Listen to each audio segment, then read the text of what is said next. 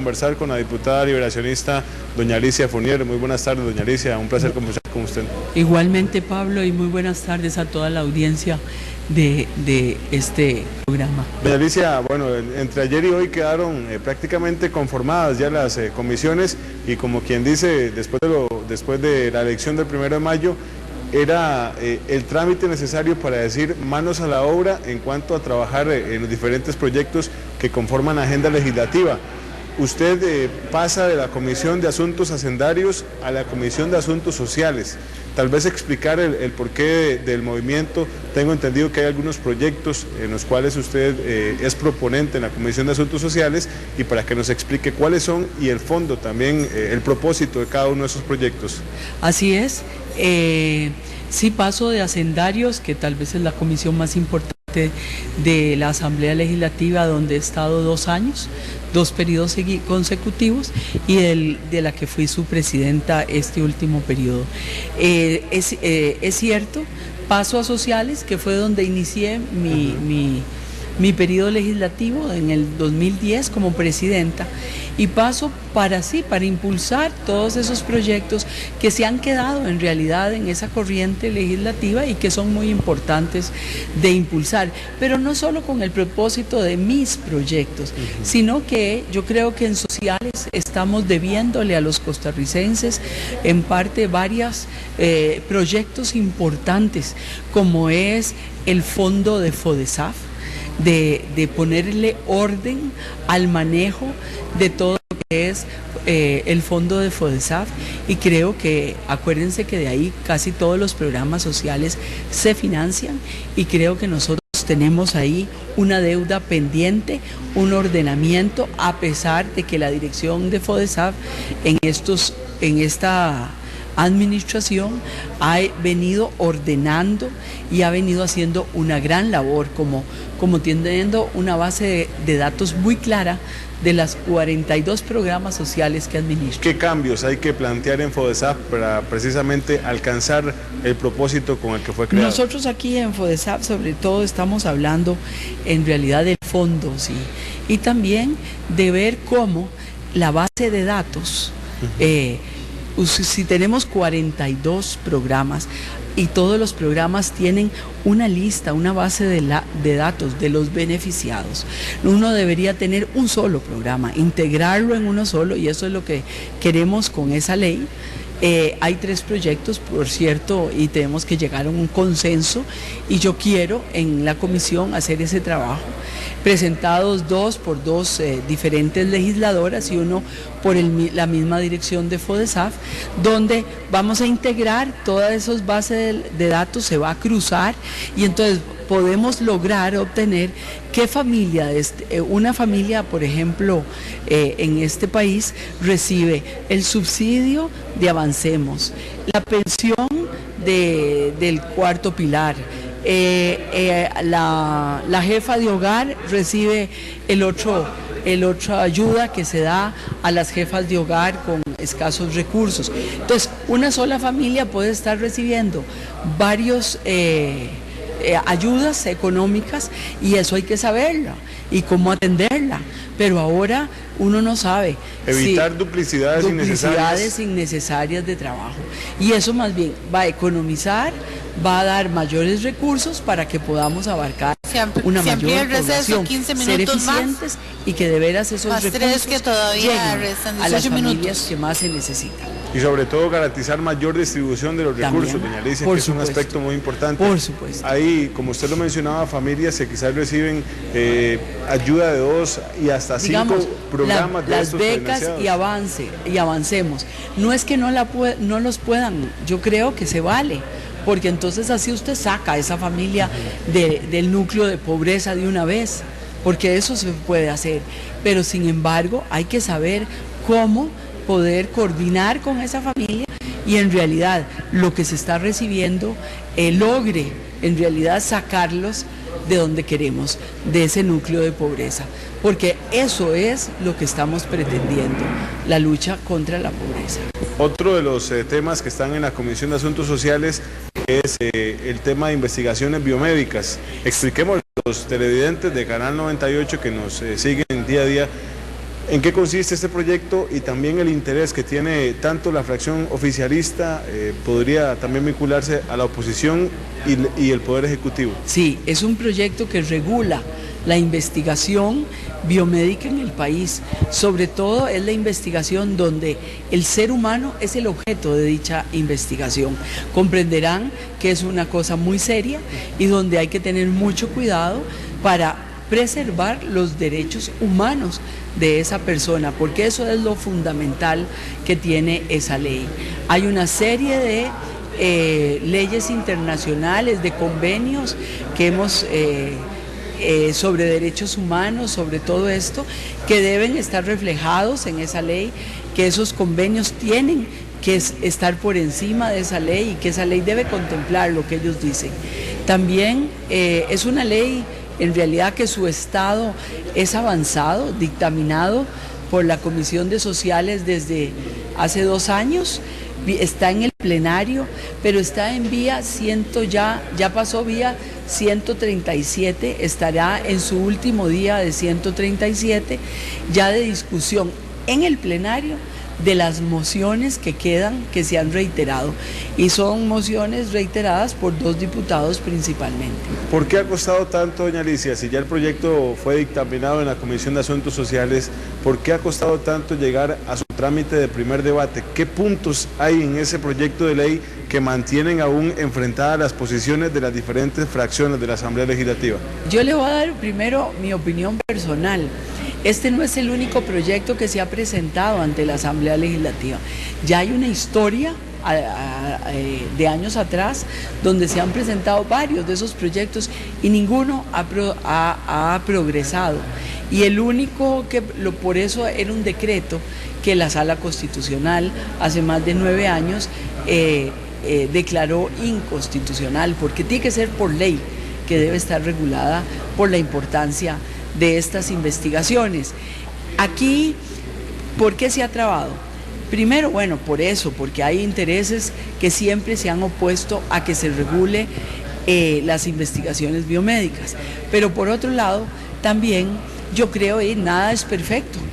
Y el dictamen, a pesar de que fue unánime, hay algunos artículos que no se satisfacen o que se necesita que, por ejemplo, la Universidad de Costa Rica, que es un centro importante de investigación, hizo observaciones después de haber hecho unas y decir que aceptaban el proyecto, vinieron de otros sectores de la universidad a decir que necesitaban, digamos, que se cambiara quién iba a ser el centro principal que hiciera bioequivalencia. Y ahí, por supuesto, la universidad que quiere ser ese centro, el principal, a pesar de que el Tecnológico de Cartago, por ejemplo, está totalmente preparado para eso. Luego también ha sido un tema de gran discusión la conformación del CONIS, del Centro Nacional de Investigaciones, es decir, el comité que regula y que lleva, ¿verdad?, en realidad, cuáles son las investigaciones que hay del país, cómo las autoriza, si tienen todos sus protocolos bien presentados, qué clase de investigación va a ser, etcétera. Es como el Centro de Control de Información. Y ahí ha habido controversia de quiénes lo forman. Y entonces ahí hay mociones de esos diputados que varían la conformación del CONIS. Luego también hay otra... ¿Por qué hay controversia en la conformación del CONIS? Mire, yo creo que eso es asunto de que no son grandes controversias, yo siempre se los decía. Es decir, ¿quién debe estar ahí representando a qué? ¿Verdad? Entonces uno piensa, el Ministerio de Salud, que es el rector, el Ministerio de Ciencias y Tecnología, porque son investigaciones y hay innovaciones y tecnología ahí involucrada. Luego debería estar un representante de las comunidades. Entonces hablamos de un representante del Colegio de Médicos y entonces ahí se habló, y los biólogos y los químicos, y entonces, bueno, ¿quién será el representante? ¿El Colegio de Federados? O que un tiempo sea el médico, el otro año sea un químico y el otro año sea un biólogo. Eso son las diferencias. Unos creemos que sea el Colegio de Médicos que representa a todos los médicos que hacen investigación, otros creemos que no. Entonces, como hay, y usted no puede hacer un CONIS con 20 miembros, porque si no nunca llegarán a un acuerdo o a entenderse. Aquí hay que hacer, para que trabaje y que sea eficiente, por lo menos 7 a 9 miembros, lo más. ¿Cómo se elige el representante de las comunidades, por ejemplo? Que sería como un fiscal de ese comité. Después también, ¿qué universidades, qué centros de estudios estarían representados ahí? ¿O es el CONARE el que debe representarlos? El otro día conversaba con doña María Eugenia Venegas, representante del Partido Acción Ciudadana, y me decía que hasta cierto punto la participación de ciertos ciudadanos, sobre todo quienes participan en política, podrían tender a politizar el CONIS. ¿Cuál es su criterio al respecto? Mi criterio es que yo tal vez soy mucho más amplia en eso. Una ministra o un ministro de salud, yo no lo considero un político. Ella lo considera un político. Yo pienso que es que ella viene de un ámbito académico muy cerrado. Entiendo que el ministro de salud es el rector de salud y es un técnico en realidad. ¿Cómo no va a estar el rector de la política pública de este país si investigaciones biomédicas tienen? Es un programa de una política pública que vamos a llevar a cabo, o de varias políticas públicas, ¿verdad? Porque es el marco grande, el regulador. ¿Cómo vamos a estar aprobando, cómo no va a estar el de ciencia y tecnología ahí si la academia de ciencias, que abarca a los mejores investigadores de nuestro país en ciencias médicas, ¿verdad?, no va a estar ahí representado? Perdóneme, pero eso hay que ser claro. Eso no significa que sean políticos de esos que entendemos nosotros cuando decimos políticos. Y políticos, hay políticos de toda clase. Y eso no quiere decir que injerencia política. Los costarricenses todos elegimos a nuestros representantes. No nos gustan, no cumplen. Bueno, también tenemos chance de que en 4 años no los elegimos más. Pero por eso es que ellos llevan la rectoría de todo, porque el pueblo les concedió eso, y eso es la democracia. Entonces, yo ahí sí no entiendo qué es lo que quiere decir doña María Eugenia en ese sentido. Pero hay una cosa interesante también. El CONIS, según el voto de la sala, que dijo que era inconstitucional el decreto, advirtió muy bien que el CONIS debería ser un ente autónomo, ¿verdad? Entonces, debe estar el ministro, pero tiene su propia autonomía. Entonces, así lo creamos. Y me parece, y que además ha sido una discusión con el mismo gobierno y con el mismo Ministerio de Salud, porque lo quieren tener como más cerca, para no que haya repetición de funciones. Sin embargo, yo creo que hay que cumplir con lo que ha dicho la Sala Constitucional. Esos son de los que me acuerdo ahora, problemas de los que nos han entrabado.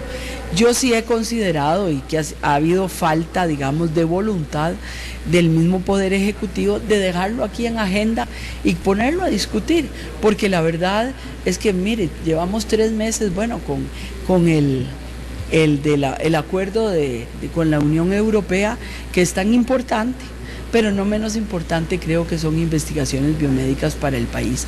A mí me asusta entrar a discutir la ley de donación de órganos o la fecundación in vitro sin tener una ley que regule. Que son otros de los temas que van para la Comisión de Asuntos Sociales. Así es, y que no tener una ley que regule esas investigaciones, porque la fecundación in vitro es una investigación biomédica. ¿Y cómo la vamos a regular? ¿La ley va a regularse por sí sola, como la han presentado? Bueno, ahí podemos cometer también errores muy graves para el futuro, de darle independencia a cada investigación por proyecto que aquí se presente en la Asamblea Legislativa. Y pienso que ahí hay que tener mucho cuidado. Por la temática de estos 3 proyectos, doña Alicia, fertilización in vitro, investigaciones biomédicas y donación de órganos, y también la dinámica de la Asamblea Legislativa, uno pensaría que en un año sacar los 3 proyectos podría ser complicado. ¿Cuál de los 3 debería ser prioritario darle el trámite acá en la Asamblea Legislativa? Bueno, le voy a decir, la FIP está en la Comisión de Sociales y todavía no se ha entrado a la discusión. Estaríamos viendo la semana entrante cuál será la agenda prioritaria de la Comisión de Sociales y si FIP está ahí entre esos proyectos prioritarios. Yo creo que debe ir, ¿verdad? Investigaciones biomédicas es la discusión en el plenario. Entonces, si están separados, entonces podíamos llevarlos paralelamente. Y si ahora sacamos el acuerdo con Europa en esta semana, por ejemplo, nosotros podríamos entrar en investigaciones biomédicas en una discusión que, así como se ha prorrogado el plenario hasta las 9 de la noche estos días, podríamos definir que de 6 a 8 de la noche, a 9 de la noche o en las mañanas, discutamos solo esas mociones de FIP que yo creo que en una semana estaríamos sacándola adelante. Vamos a otro proyecto de la agenda legislativa que usted mencionaba hace escasos segundos, el tema del acuerdo de asociación con Europa. Usted dice podríamos sacarlo esta o la próxima semana. Ajá. Sabemos de la posición de don Luis Fishman, sí, y de don José María Villalta. Sí.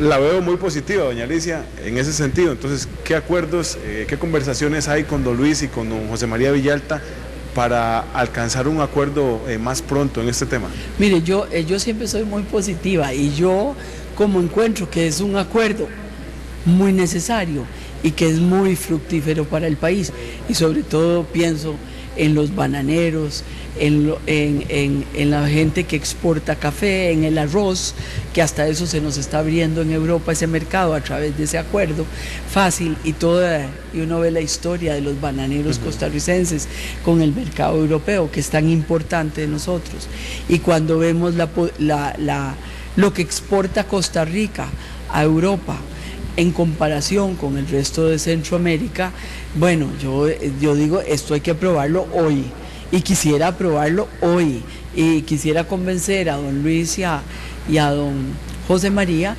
a que lo aprueben ya y que retiren las mociones que tienen. Ellos, yo sí creo, creo que es que el desastre que tenemos de reglamento y que deberíamos, las fracciones que nos mostramos hace 2 días pidiendo que se apruebe, deberíamos entender que es la barbaridad del reglamento lo que está permitiendo que esto no se apruebe, y deberíamos entrarle ya a la reforma del reglamento y dejársela a la futura asamblea como una alfombra roja para que entren los diputados y funcionen como principal legado. Yo creo que pasaríamos a la historia si hacemos esa reforma. No seríamos tan malos como nos dicen. Yo creo que esto cambiaría. Pero de ahí, don Luis tiene unas posiciones, ahora estábamos hablando con él sobre 2 mociones que podríamos estar llegando a un acuerdo ahorita, y eso le permitiría votarlas y que no son del acuerdo en sí, porque usted sabe que nosotros no podemos cambiar un acuerdo ya firmado, ¿verdad? O internacional, no se le puede cambiar el texto, porque así el país lo aceptó, pero sí los anexos o algunas cosas agregadas. ¿Quién estableció esos anexos? Yo creo que entre las 2 partes se establecieron, y ahí lo hemos estado revisando, y creemos que con notitas de explicación, como se hizo con el Tratado de Libre Comercio con los Estados Unidos, me acuerdo, y con otros tratados, podríamos estar aclarando lo que se quiso decir o cómo hacerlo, y no dejarlo ahí para ver cómo se hace, y darle seguridad a don Luis sobre sus preocupaciones, que creo que las compartimos. Alicia Fournier, ¿qué piensa de las observaciones que hace tanto Villalta como Fishman? De esas 2 mociones, yo creo que estoy perfectamente de acuerdo con las cosas que ellos hacen, y ellos nos están admitiendo que pongamos las notas. Eso allanaría mucho el camino, me imagino.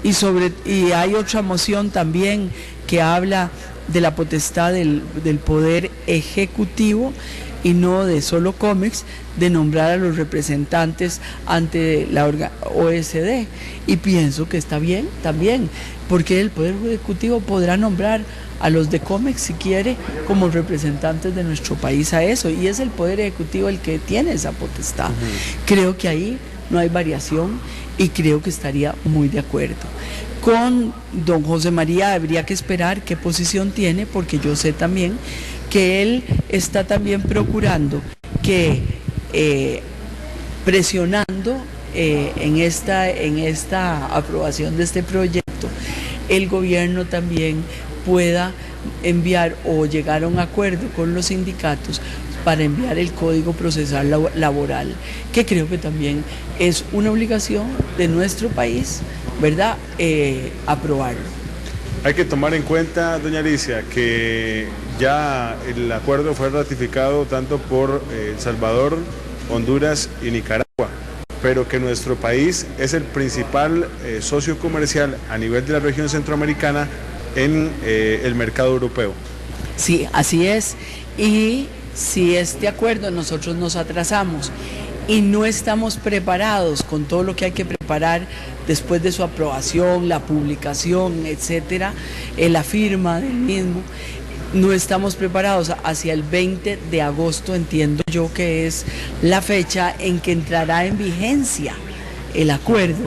Bueno, quienes tomarán las primeras posiciones de mercado antes que nosotros son Honduras, Salvador y Nicaragua. ¿Cuál es la fecha real límite? Porque se habló del 15 de mayo, ahora se habla del 15 de julio. Mire, de lo que yo me he puesto, yo no estuve en la Comisión de Internacionales, pero sí me he puesto a averiguar, es que, bueno, se habló de la fecha del 15 de mayo, porque era una fecha que la misma Comisión de Internacionales se había puesto a poderlo tener aprobado, para poder darle todos los trámites y estar muy tranquilos para que el 20 de agosto Costa Rica esté a la par de todos los otros países que lo han ratificado, firmándolo con los representantes europeos.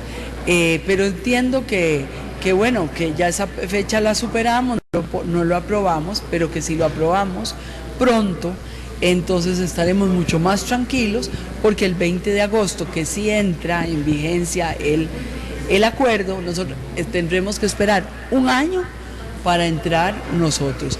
Y ese año nos puede hacer perder la ventaja que tenemos sobre los otros países centroamericanos en el mercado europeo.